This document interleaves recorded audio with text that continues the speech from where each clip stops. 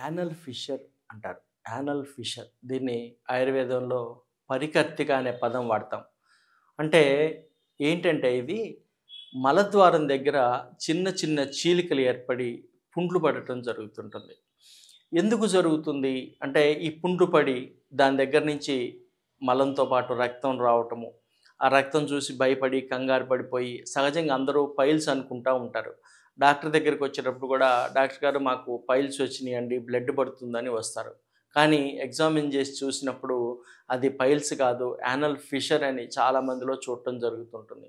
అసలు ఏంటి anal fissure అనేది ఏం జరుగుతుందంటే మనకి చాలామందిలో సహజంగా ఏంటంటే మలబద్ధకం అనేది ఒక ప్రధాన కారణంగా చెప్పొచ్చు. ఈ మలబద్ధకం అనేది వచ్చినప్పుడు మలము సాఫీగా సక్రమంగా రాక చాలా గట్టిగా అయిపోయి హార్డ్‌గా ఉండటము. దాని మూలంగా ఏమైతుందంటే ముక్కుతారు. బాత్రూంలో, టాయిలెట్‌లో కూర్చొని ఎక్కువగా ముక్కటం జరుగుతుంటుంది. దీనివల్ల ఏమైతుందంటే ఆ ముక్కినప్పుడు ఆ యానల్ వెడ్జ్ అంటాం. అంటే ఏంటంటే మలద్వారం చివర చిట్లిపోయి ఒక చిన్న చర్మం బయటకొస్తుంది. దాన్ని సెంటినల్ పైల్ మాస్ అని కూడా అంటారు. అట్లా చిట్లిపోయినప్పుడు ఏం జరుగుతుందంటే రక్తం రావటం జరుగుతుంటుంది. సో, ఈ రక్తాన్ని చూసి జనరల్‌గా భయపడిపోయి టెన్షన్ పడతా ఉంటారు. సో, దీనికి కారణం ప్రధాన కారణం ఏందంటే మలబద్ధకం.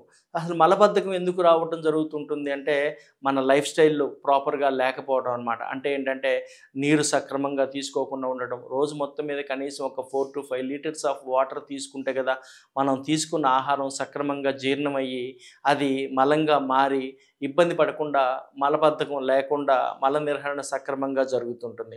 అలాగే కాకుండా ఇంకోటి కూడా ఏంటంటే ఒబేసిటీ కూడా ఒక ప్రధాన కారణంగా చెప్పొచ్చు. ఈ ఒబేసిటీ ఉండే వాళ్ళలో కూడా ఈ యానల్ ఫిషర్ సమస్యని మనం గమనించడం జరుగుతుంటుంది.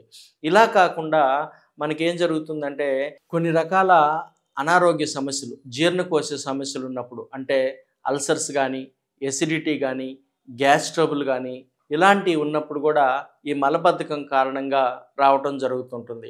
అలా కాకుండా కొన్ని రకాల సమస్యలు ఏంటంటే ఐబీఎస్ అంటారు. అంటే ఇరిటబుల్ బowel సిండ్రోమ్ అంటారు. ఈ ఇరిటబుల్ బowel సిండ్రోమ్ ఉండే పేషెంట్స్‌లో ఏం జరుగుతుందంటే మలం హార్డ్‌గా కాకపోయినప్పటికీ కొద్ది కొద్దిగా జిగురు జిగురుగా బంకలాగా కొద్ది కొద్దిగా వస్తుంటుంది. టాయిలెట్‌లో గంటల తరబడి కూర్చోవాల్సొస్తుంది. దీనివల్ల ఏంటంటే చూడండి సింపుల్‌గా ఏం చెప్పాలంటే మనం టూత్ పేస్ట్ తీసుకొని ఒకసారి ఒత్తి వదిలిపెట్టామనుకోండి, ఆ పేస్ట్ బయటకొచ్చి మళ్ళీ లోపలికెళ్ళిపోతుంది. అదేవిధంగా వీళ్ళకి మోషన్ కూడా పూర్తిగా బయటికి రాదు. అట్లనే లోపల ఉండదు. వచ్చినట్టు ఉంటుంది, రాదు. గంటల తరబడి కూర్చుంటారు. కడుపులో నొప్పొస్తుంటుంది. ఇలాంటి ప్రయత్నం చేసినప్పుడు కూడా ఈ గంటల తరబడి కూర్చొని ఎక్కువసేపు టాయిలెట్‌లో కూర్చొని ముక్కటము ఇలాంటి ప్రయత్నం చేసినప్పుడు కూడా ఆ మలద్వారం దగ్గర చీలికలు ఏర్పడే అవకాశం ఉంటుంది. అలాగే అల్సరేటివ్ కోలైటిస్ అంటారు. ఇది ఒక పెద్ద జబ్బు. దీనివల్ల కూడా ఏందంటే ఎక్కువసారి మలం తిన్న వెంటనే వెళ్ళాల్సి రావటం గానీ, బ్లీడ్ అవ్వటం గానీ ఇలా కంటిన్యూయస్‌గా అల్సరేటివ్ కోలైటిస్ ఉండే వాళ్ళల్లో ఈ సమస్య వల్ల కూడా ఈ మలద్వారం దగ్గర యానల్ ఫిషర్స్ ఫార్మ్ అయ్యే అవకాశం ఉంటుంది.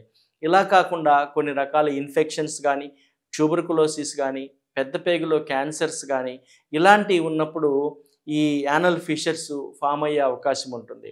సో, ఈ యానల్ ఫిషర్ వచ్చినప్పుడు మనం ఏం చేయాలంటే ముందు మలబద్ధకం లేకుండా చూసుకోవాలి. ఎక్కువగా నీళ్లు తాగటం గానీ, అలాగే ఫైబర్ ఎక్కువ ఉండే ఆహారం తీసుకోవటము, ఆహారంలో ఫ్రూట్స్ గానీ, సలాడ్స్ గానీ అలాంటివి ఎక్కువగా తీసుకోవటము ఇలాంటివి చేయాలి. వీటితో పాటు కొంతమంది ఏందంటే ఎక్కువగా డ్రైవింగ్ ఫీల్డ్‌లో ఉండేవాళ్ళు గానీ, కంటిన్యూయస్‌గా సిట్టింగ్‌లో ఉండేవాళ్ళు కానీ వీళ్ళకి కూడా ఈ సమస్య వచ్చే అవకాశం ఉంటుంది.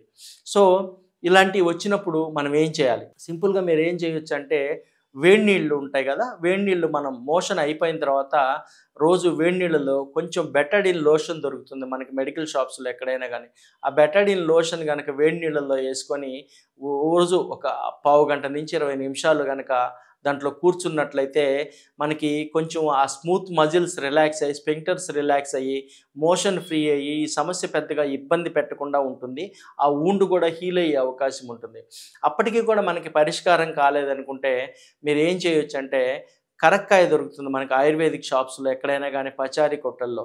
ఈ కరక్కాయని తీసుకొని బాగా ఎండబెట్టి దంచి లోపల గింజ ఉంటుంది. ఆ గింజ తీసేసి ఆ కరక్కాయ ఒలుపు మాత్రం ఎండబెట్టి బాగా పొడి కొట్టుకొని కరక్కాయ చూర్ణం గనుక మనం ఇట్లా మజ్జిగతో గానీ, అలాగే వేడి నీళ్ళతో గానీ కలిపి తీసుకున్నట్లయితే గనక మనకి ఈ మలబద్ధకం అనేది తగ్గిపోయి ఈ సమస్య నుంచి బయటకొచ్చే అవకాశం ఉంది.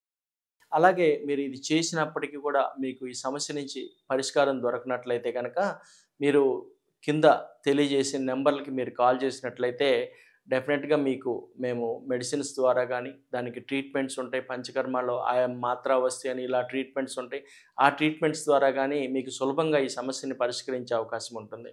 నా పేరు doctor Sambasivarao Peteti, Ayurharsha ayurvedic hospital, Kothapeta, Hyderabad.